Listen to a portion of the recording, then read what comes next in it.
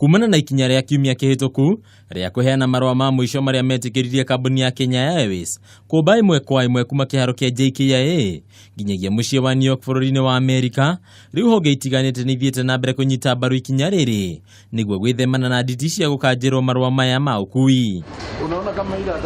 Ũndũ ũyũ nĩguo ũcũngĩrĩirie rũhonge rwa ũrogoti wa magoti rwa KRA kũhũra njeki rũhonge rwa gũceka athii na mĩrigo kĩharo-inĩ gĩkĩ kwĩtũkĩra ngui cia mwanya iria iteithagĩrĩria kũnuha na gũceka indo ta ndawa cia kũrebia, ũndũ ũmwe na nduthũki iria ingĩnyita itemi inene harĩ gũtharara gwa thabarĩ ici.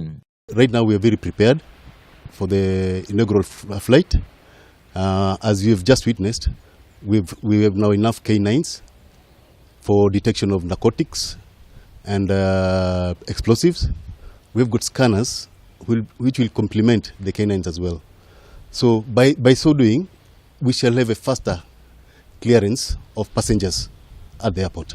Kũringana na mũrũgamĩrĩri wa ũgitĩri rũhonge-inĩ rwa KRA Kamau Ng'ang'a, wagi wa ũgitĩri no ũcũngĩrĩrie nditi nene harĩ gũkinyanĩria gwa thabarĩ ici. Ũguo harĩ bata honge ciothe kũnyitanĩra kũgitĩra mweke ũyũ wa mwanya ũrĩa bũrũri wĩnyitĩire, ũndũ ũrĩa ũhũrĩtwo njeki nĩ thirikari ya Amerika ĩkĩheana makĩria ya ciringi mirioni 100 cia kũgacĩrithia ũgitĩri kĩharo-inĩ gĩkĩ. They are not only at the passenger clearance, they are there at the cargo terminals and even at the borders.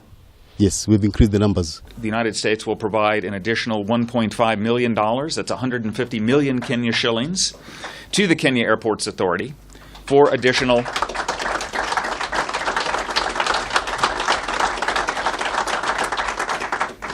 security equipment and for training. Thabarĩ ici ikambĩrĩria tarĩki 28 mweri ũkĩte.